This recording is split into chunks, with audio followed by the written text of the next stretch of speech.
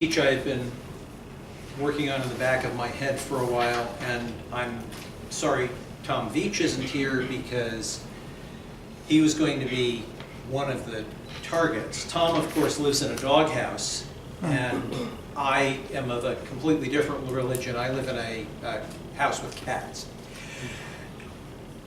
which leads to stories over the 40-odd years that I have done that of various four-legged creatures I have known.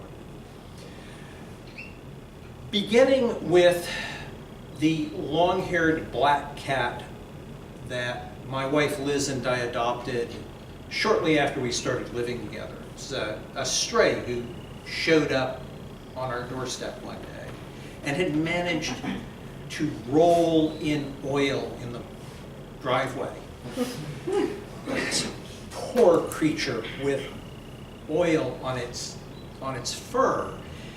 And we thought to ourselves, well, clearly this cat needs help. And so we filled the bathtub with about that much water and found the softest soap that we could find, not antibacterial soap, but soap that we could find. We put woolite in the bathtub. And being sensible, we didn't want to get wet, so we took our clothes off and we climbed in the bathtub with the cat and got the cat within, about a millimeter of the surface of the water. And the cat decided that it was going to walk up the shower door. Of course, puncturing the humans on the way. Helpful household hint, don't take your clothes off with a fully armed cat. Now, that cat was actually pretty smart. Several years later, we were living on the beach in Venice, California, and when we went to work in the morning, we would crack the double hung windows at the top so that the cats would have some air. Poof was agile is the word I'm looking for. He was able to figure out how to grab the top of the window and bounce until the window opened at the top. And he would go over the top, push the screen out from the bottom, and it took us weeks to figure out what this damned cat was doing. Because we'd come home from work and find him in the front yard, preening.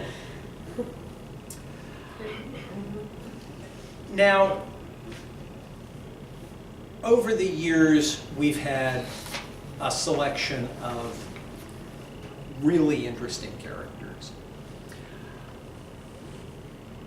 Currently, our son's cat is living with us.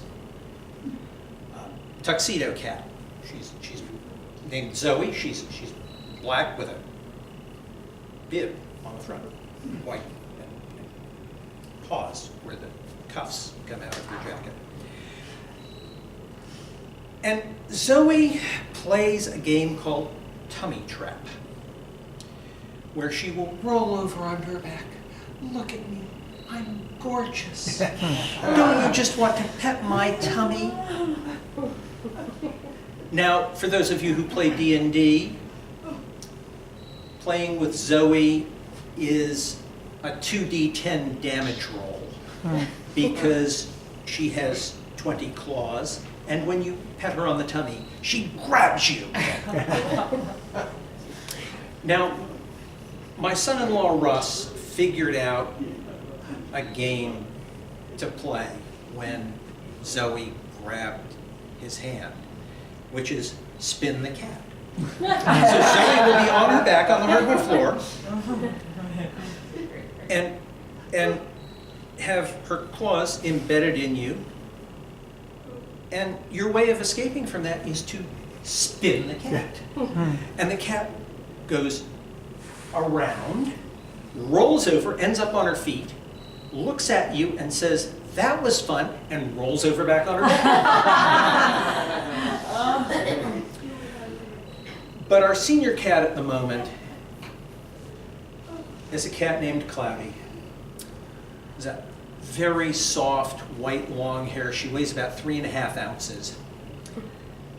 The vet, the first time she met Cloudy, said, "Oh, is her name Cloudy because she's so soft?" And I laughed and I said, "No, her name is Cloudy because of what's between her ears."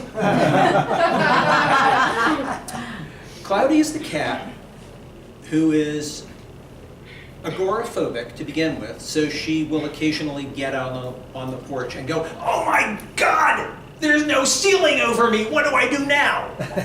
and run back inside. But Zoe is also the cat who one day from our deck in Bellevue decided that walking out onto a tree would be an interesting trick, which she had learned from another of our cats, and chose the thinnest and smallest branch to do that on, and stepped onto the branch and ended up ass over tea kettle onto the ground. Again, freaking out because there was no ceiling over her.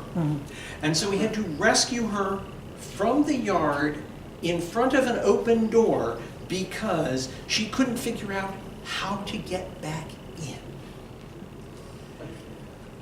So while I don't live in a doghouse, I do get interesting stories out of the four-legged creatures that I live with.